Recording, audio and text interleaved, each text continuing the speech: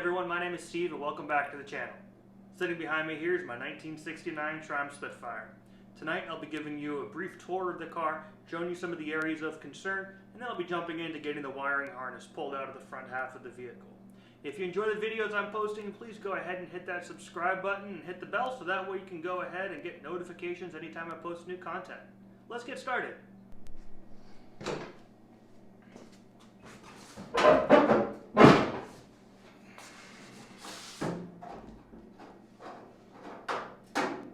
So as you guys can see here, this is the engine bay. It's a very small little engine. Like I said before in the last video, it's a 1296 cubic centimeter inline four-cylinder, and this was made by British Leyland for a very long time. These motors originally started out as 800cc engines eventually, and they kind of grew their way up from there, eventually up to the 1500, which you find in the later versions of the Triumph Spitfire. More towards the mid to late 70s and the 1980. So this is the engine. I've done, like I said, a little bit of work on this already. I went ahead and I installed this Champion radiator. This radiator replaced the little tiny 13-inch single core radiator that was in here before. Knowing here in Florida, obviously it's going to be hot as heck during the summer. I definitely want a lot of cooling.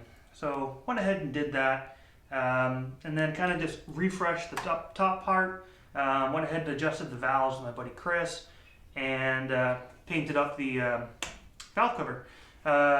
Here's the carburetor.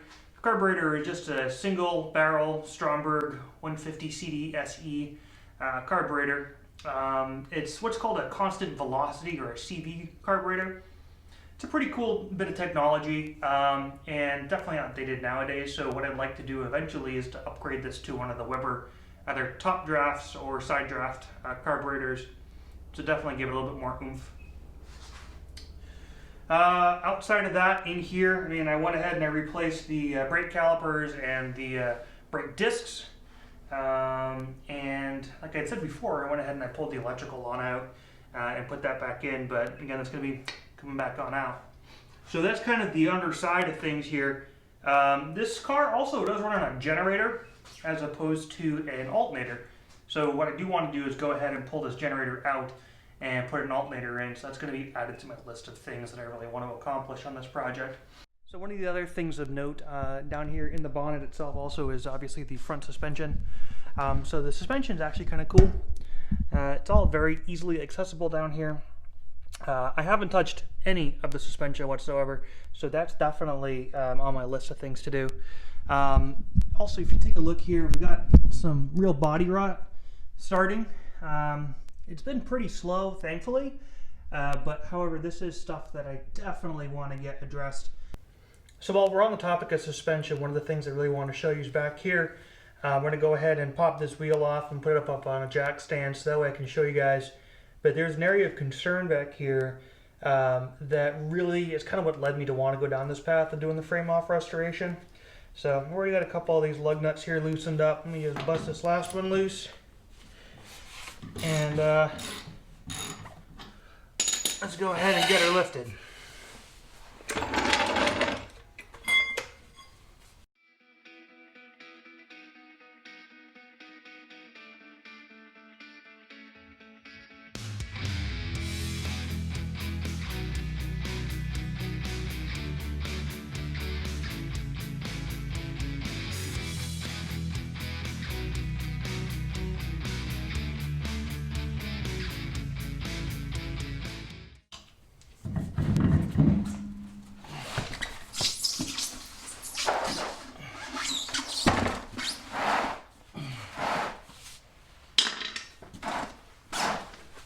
So as you can see back here, we have the rear drum and suspension.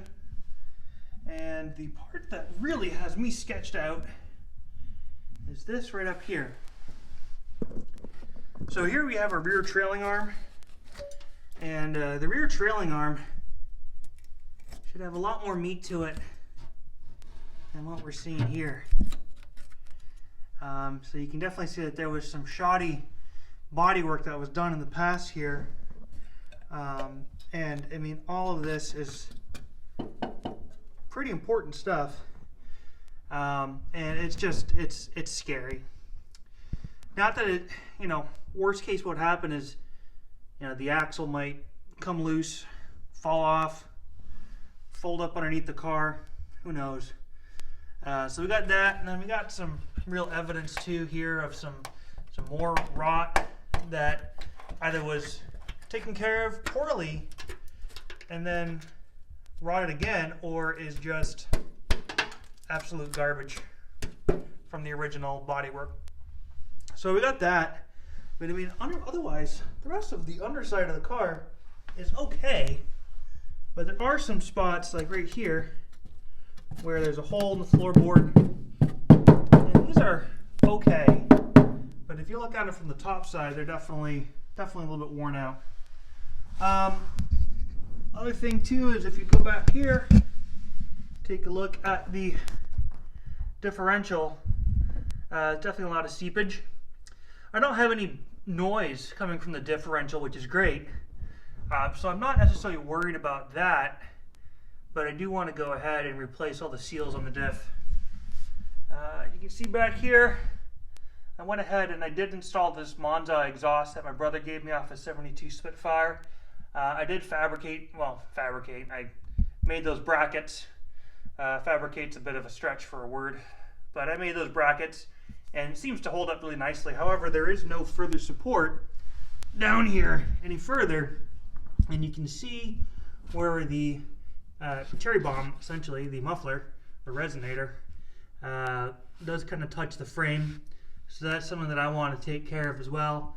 I do want to get that better sorted and addressed. But I mean, that's kind of the underside.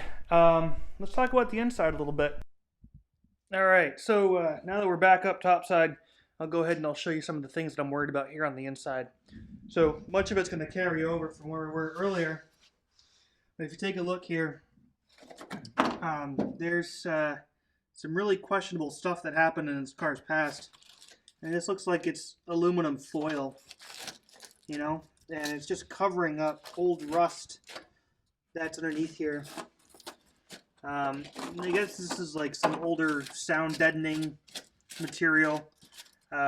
Who knows what this is hiding underneath it? Hopefully it's not much. I mean, it does sound pretty solid. This is the other side of that trailing arm I was telling you about. So there's two bolts here, or at least there's one. There might be two. I think there's two bolts that hold the mount in place for the trailing arm itself. This plate should not be here. I don't know what this is doing here, so we're going to have to grind this off just to be able to get to the bolts that you can kind of see right down in there to be able to remove the mount from the trailing arm. So over here you can see obviously this is a body mount bolt. Here's another body mount bolt. There's random holes here going through the actual body. I know that this one here is to be able to access the trailing arm. I'm not sure what this one is for access wise. Neat little thing on these Spitfires is that right here is actually a access panel for the differential. So if you ever needed to do differential work, you could actually go ahead and pop this off and get some access to the top of it to be able to drop it off. There's a couple of bolts that actually attach the diff to the leaf spring in the back. So that's a neat little panel. Here's our fuel tank. It's not a very big fuel tank. I want to say it's like 9 gallons, but this pops out pretty easy and just fills back up from here. So we'll be popping that out for sure, giving it a good cleanup, give it a good once over. So that's kind of the back side here. Now once we come inside, you'll be able to definitely see some of the holes that I'm concerned with. You can tell that at one point or another, this was actually replaced because you can see that there's some welding marks along here. That's definitely not from the factory. These cross members, these get welded in. But once you come inside here, down in the footwells, you can definitely see some evidence of its past history, especially right in here, where it seems like it's pretty rotted out. I made this wooden dash a few years back for it. I'm going to keep the same configuration, at least as far as the dash is concerned, but the center gauge cluster is going to change. I had 5 gauges in here originally. I'm not sure what I'm going to do, but I have a couple of ideas. So we'll see what happens here. All right, so now I turn the light on. I want to show you a little bit more up underneath here. So you can definitely see that there's some rust that was covered up with some fiberglass at one point or another. This battery tray was replaced. They left the old battery tray in there and they just welded in a battery tray on top of it. So that's nice. This is back where the heater core used to be. So there used to be a heater core in here with a blower motor, and that would supply these vents, which are completely non-existent. So that's a concern. Plan on replacing this cardboard transmission cover with probably a plastic one. Pretty neat thing. I've replaced the transmission on this car, or should I say pulled the transmission on this car twice, and it takes like 3 hours to do a clutch job on this, because all you got to do is pretty much pop out this bracket, take out this cover, and yeah, you're in. Just you and a buddy could pop that thing out pretty quickly. Alright, so now we're going to go ahead and pop open this trunk, or as the British call it, a boot. And you can see here, definitely got some major rust happening. Here it's really bad, which is unfortunate because the rest of the boot lid is really in good shape. It's just going to be this section up here. There's some bubbling going on there too. But so the people I've talked to so far about this know way more about metalwork than I do. Tell me that this is pretty much a lost cause, which sucks. So unfortunately, I'll end up probably just getting this replaced. These are not easy to come by. However, there's a company out of the UK that makes replacements of these in fiberglass. So that's definitely something that I'm going to look into. Apparently one of the reasons why this rots so much is because of the seal. The seal down here apparently does not allow the water to escape. And so the water ends up sitting up here and collecting and then rotting over time. So yeah, that's kind of what we've got going on here.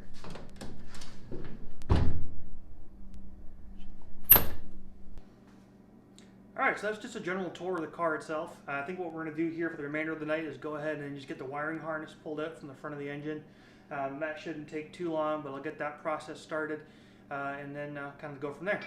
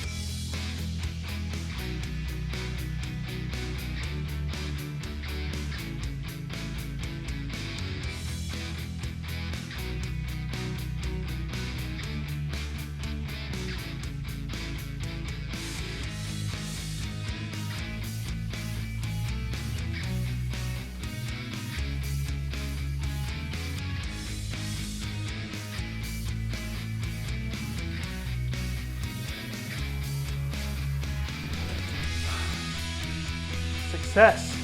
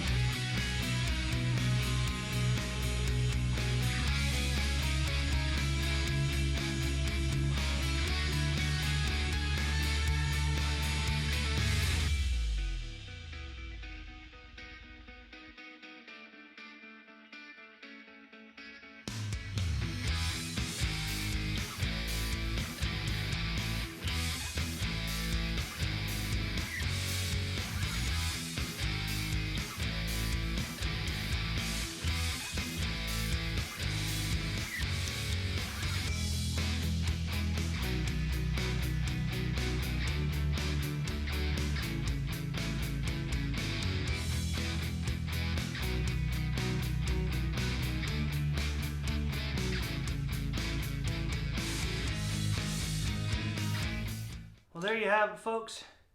Hope you enjoyed. The entire wiring harness is out. And at least this is the front half of the harness. There's still the whole back half that still needs to come out. But this is the front half. So that's pretty much about it I have for tonight. My battery on my phone's about dead. So I figured that might be a great ending spot for us. So I hope that you guys enjoyed today. Stay tuned. Definitely hit that subscribe button and click the bell to make sure you get notifications. And we'll see you in the next episode. Cheers.